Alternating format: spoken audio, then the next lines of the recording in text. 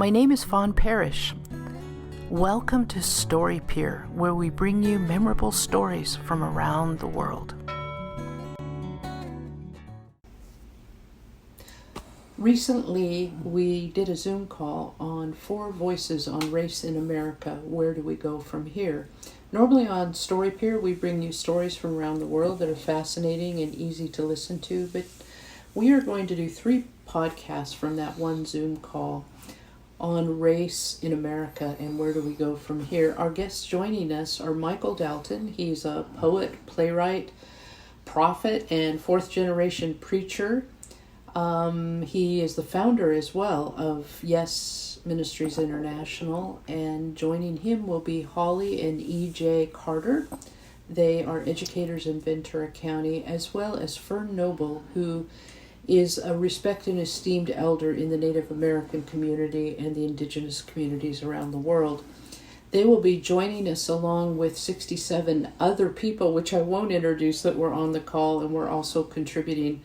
But these 4 voices, we wanted you to hear their story. We think it's an important time for us in this season to listen, to lament, to love, and to learn.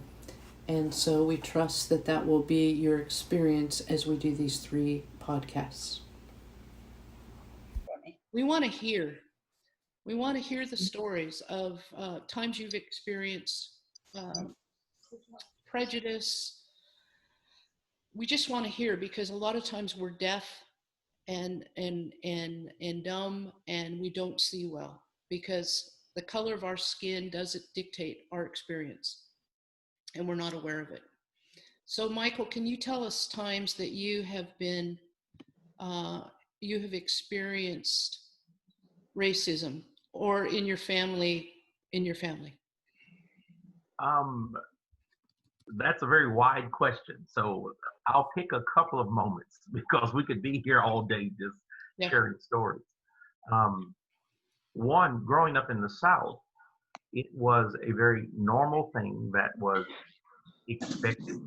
And so you did not realize that you were just prepared to see it because it was part of culture. So something very simple. In the town where I grew up, the town very next to me, they were sister cities. At a certain time of night, you knew you weren't supposed to still be in that town.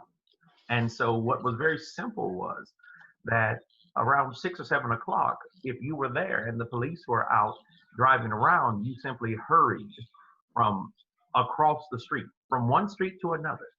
You were fine. So in Madison, you're cool. In Mayo, no. And so it was just that simplicity of, you weren't supposed to be here. Why are y'all still here? Why are y'all still out? Why are y'all still around? That was just from being a child. I've seen crosses burned in the South growing up. I've seen them. It wasn't something I saw on television. It wasn't something I just heard about. I've seen it. I've had the N-word used at me more than a few times. So one of my first experiences was I won a speech competition in high school. My father said, "Son, you're going to spend the rest of your life talking. God says that you're going to talk the rest of your life. I don't know what you're going to be, but you've got a mouth that God has to do something with." So he put me in speech and in theater so that I would learn how to stand in front of people, respond to crowds, and deal with them. In the midst of that, I started winning speech competitions. When I won the one for Rockingham County, when I was in the first time I competed in high school, the award that they had, we all gathered on the stage at the high school, and they're about to take the picture. And as we're all in our Sunday best as young teenagers, the photographer is putting everyone in place, and all of a sudden, the young lady beside me, she says out loud, I was the only black kid on the platform, she says out loud, "Oh, stop, we can't take the picture." We all think something's wrong, or she spilled something on her dress. She says, "I've got to stand somewhere else.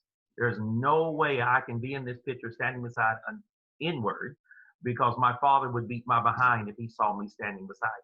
Now, we had been friends for 5 years growing up. I knew her since 6th grade, 5th grade actually. And now here we are, and she says that, and I'm shocked because I didn't know This was in your head, or this is how your family thinks. And so the amazing part to me was no one else who heard her make the statement even flinched. The reporter goes, "Oh, yeah, that makes sense. Come here, let's move him." Not her, let's move him because we know what that would be like to go home. So I get moved to a different spot. The next time I won, my father and my aunt, we were invited to a dinner hosted by a group in town. I'll never forget the dinner was in our honor because I won another speech competition. It was recorded on tape. Back then we used tapes. I don't even know what those are now. But we recorded it onto a tape. The tape was sent off. The tape was sent off to be judged. When they then contacted us and said that I had won the competition, we came to a dinner. When we walked into the dinner in our honor to be given a plaque with my name and a check, we walked in and suddenly you could tell the room of 200 people sitting down suddenly realized, oh, this is a black kid who won. And everyone at the dinner stopped. They watched us come and sit down. And they then spoke. And the woman who was running it stood up and said, you know, we realize there's been some other issues we need to discuss tonight. So we're just going to give the prize now. And then we'll excuse the prize winner and his family in case they have other engagements. And then we'll continue with the meal. So in essence, the dinner that was in our honor, when they realized that we were black, they gave us the award, told us to leave. And then once we left the room, the only black family there, for the next 2 hours, they all ate together. So that's how it began. So I'll start there. I could go into other examples, but that's where we started. Wow, Michael. Wow. EJ, can you add on from your experience? And I know, Michael, all of us grieve those moments because you're just giving us a few. We're just so aware. This is just a few. This isn't the whole story. EJ, can you share with us some experiences that you've had or have been in your family? Yeah, sure. Like Michael, I feel like the experiences began as I started reaching, like teen years, not so much being a little kid anymore. I remember one incident with my cousins where we were out. It was a little late, but we're running around, playing around, having fun. And I had a group of older cousins who headed back to the house. Me and my cousin, who was a year older than me, I was about 13 at the time. We were just playing around together, messing with each other, punching each other, running. And as we're running around, a cop car comes around the corner, sees us running. So flashes the lights on us. And immediately he says, get down on the ground, get down on the ground, pulls his gun out, comes up to us as we're down on the ground, puts his gun towards our head. So he tells us don't move or he'll blow our brains out. He begins to frisk us, make sure we don't have anything. We don't ask us why we're running and what we're doing. And we just told him, like, we're hanging out with our cousins. We're playing around. We're just kids, we don't know any better. And, that was one experience. He let us go, but it was, that one helped to cement my view of the police and my view of where I stood in their eyes. A few years later, I was at a store. I went to a music store, just looking through CDs. It was me, my cousin, and my best friend at the time, who was Filipino. And so we went to the store. We're looking through CDs. We don't see anything that we like.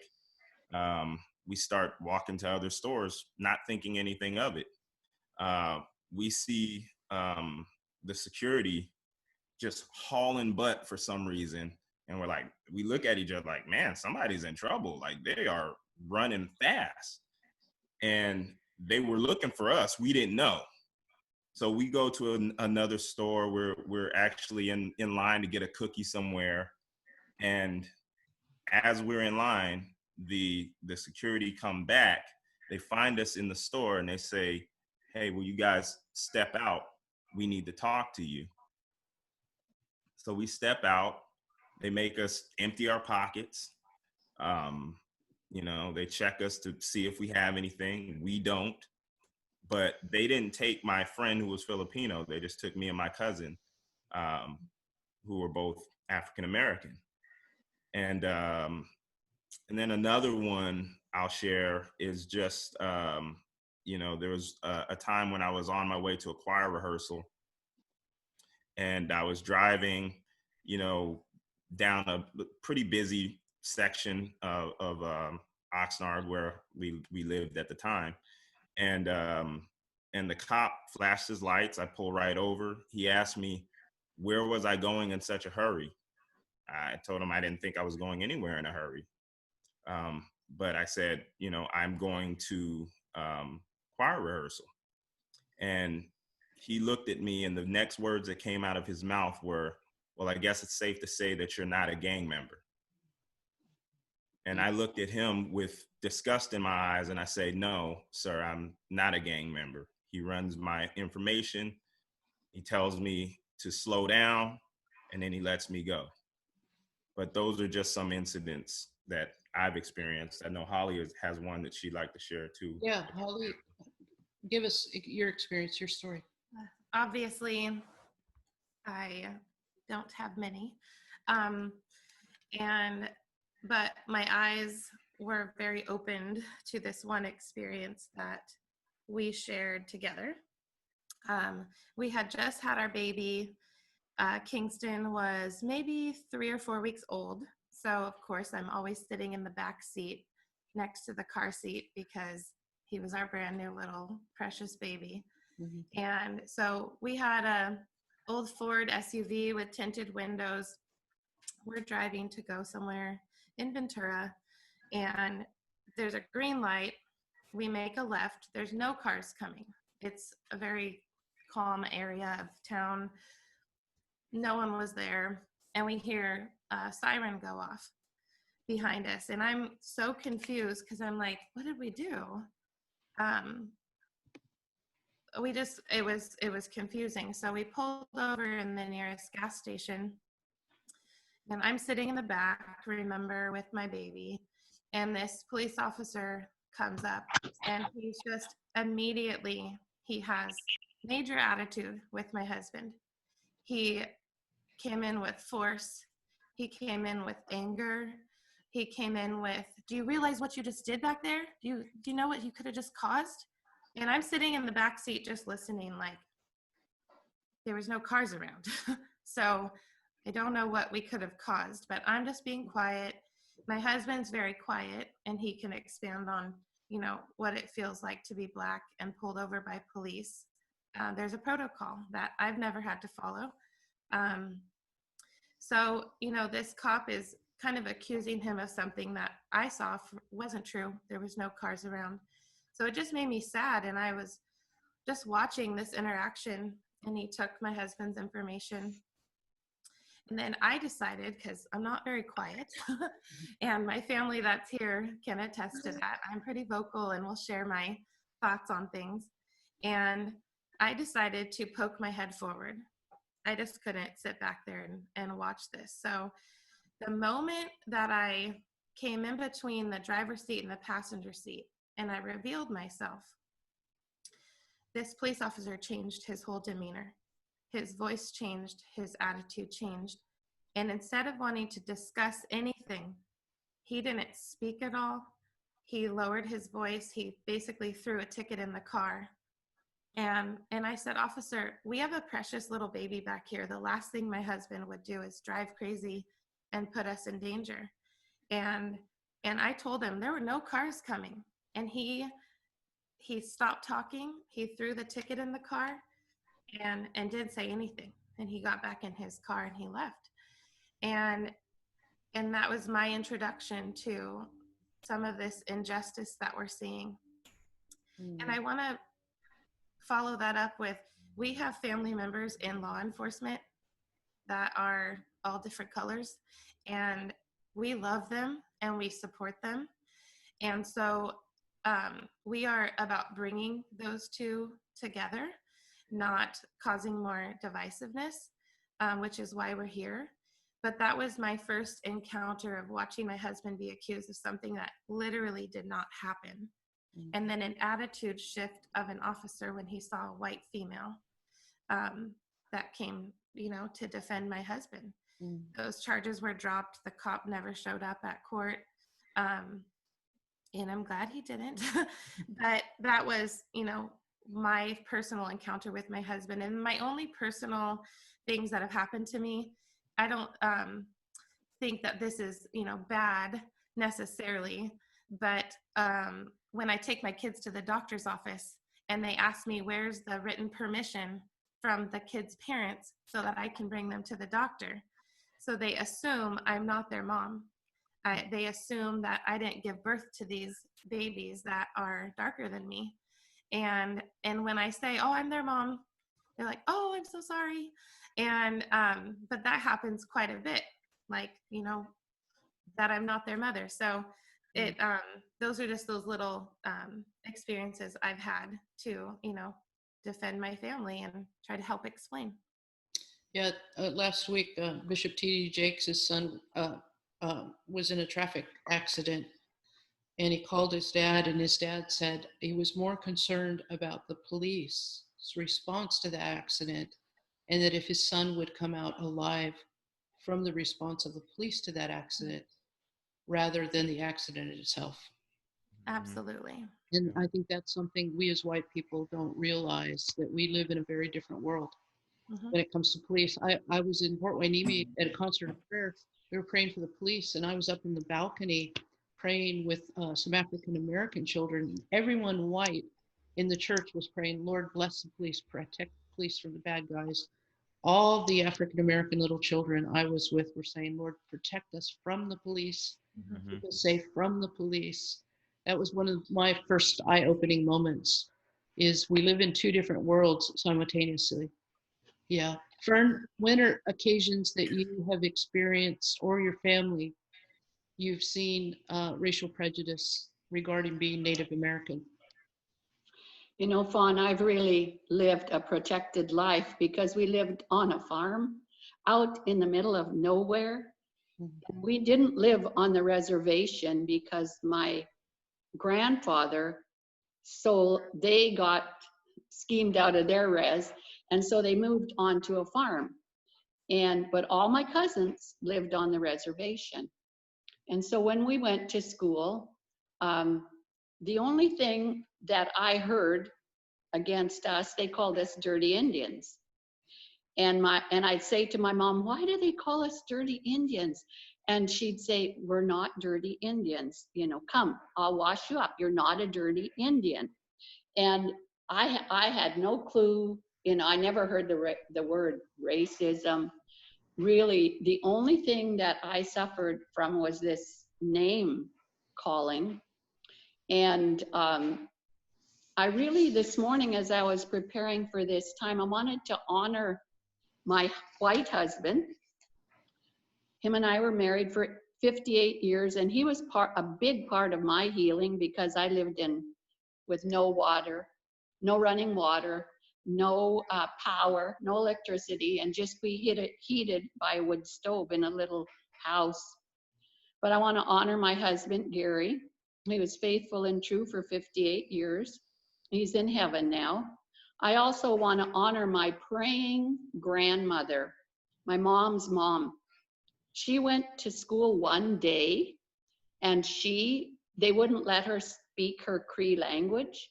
So she came home and she told her mom, they're mean, they won't let me talk. And so she never went again. She went one day. So she couldn't read nor write, but my granny could pray in 3 languages. And so that, my background really was protected because I lived out in the middle of nowhere on this farm. And later on we lived in the city, but really My heart is just breaking for Holly and EJ and Michael. And I've heard these stories before because I do have some Black friends, but it's just, Lord God, we need healing. We need peace. Yesterday I could hear this song, "Let there be peace on earth and let it begin with me." And as I've watched the news about the murder, I got so sad and so disillusioned about how things are happening that I went outside, I took my Bible, and I read all of Hebrews 11 on my back porch. And I just said, Lord, I send out the whole chapter of faith is, faith is, faith is, so that the atmosphere will change. Thank you, Lord. Thank you, Fawn, for gathering us today. Rhonda, is there anything burning in your heart as you have experienced these precious grandchildren of yours, of EJ and Ollie's, and concerns for your heart? Anything you want to add, you and Bill? I rolled up in a fetal ball for 3 hours and sobbed and asked God, take the generational sin out of me, show me. And he did, completely did that. And I was changed. And I'm so grateful for this family and for the Lord and what he's done. And I pray that everybody gets to have that experience. Bill, I've always loved you, but I never loved you more than when you were having coffee with your buds and they were making some grateful comments. Do you remember that time? And what you said? Oh, yeah. Yeah. Okay, can you share that with us real quick? What do you, about everything or? Oh, Yeah, whatever. But that illustration. Oh, yeah, I had some situations over the years and I've seen the racism, the racist comments and stuff like that. And I'm not one to be quiet about it. I voice my opinion. And I had a group of coffee friends, and most of us were Vietnam vets. And when I got into the group, I kept hearing some racial slurs and stuff. And I listened to it for a while, then we'd meet again, the next week. And finally I said, hey, you guys, listen, I've told you before that my daughter married EJ, a Black man, and I have my in-laws are Black. I've got Black grandkids, and I love them all to death. And I would do anything to protect them. So I said, I would appreciate it if you stop these comments. If you don't, I got to leave the group. Well, go a couple of days later, it's still there. So I decided to write them an email. So I sent an email out to them, said, hey, I'm done with coffee. I just pray you guys can soften your hearts against Black people, but I don't see it changing. So I think you guys have a lot of good in you, but I can't hear this all the time. So I'm going to bow out and you live your life however you want to, but I'm through with the coffee group. That's the last I heard of them. Then another one was up in Medford, Oregon. A lot of people don't know this, but in 1969, I went up there and became a deputy sheriff.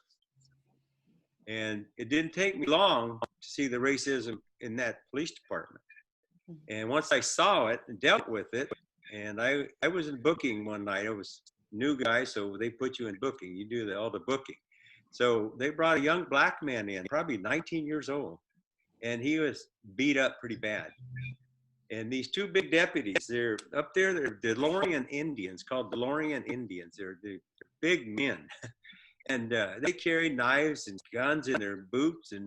But they brought this young man in and just beat him pretty bad. And I confronted him. I said, what is this all about, you guys? Well, he resisted. I said, look at the size of you two. What do you mean he resisted?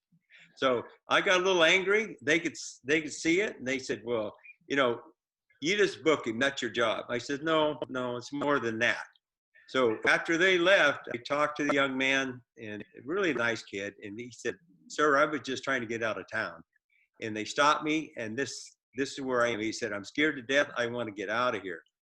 And my brother was on that department, and he saw it too. And he actually got involved in some type of an investigation down the road that it cost him his job. And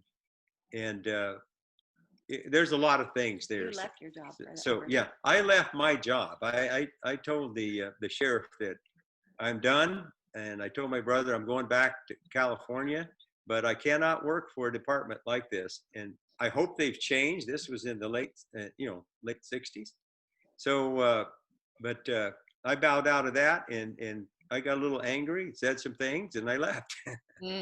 So,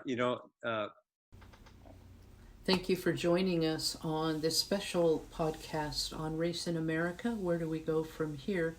There are 3 different podcasts on this. We asked 3 different questions. So we invite you to listen to the other 2. There'll be part 1, part 2, and part 3, just for sake of time. If you'd like other additional resources, you can contact us at fawn.parish, 1 R, P-A-R-I-S-H, and Fawn is spelled F-A-W-N .P-A-R-I-S-H, at gmail.com. And we'd be happy to send you a pretty full resource list of videos, books, children's resources on race matters, and YouTube presentations. If you'd like to learn more, we encourage you to contact us.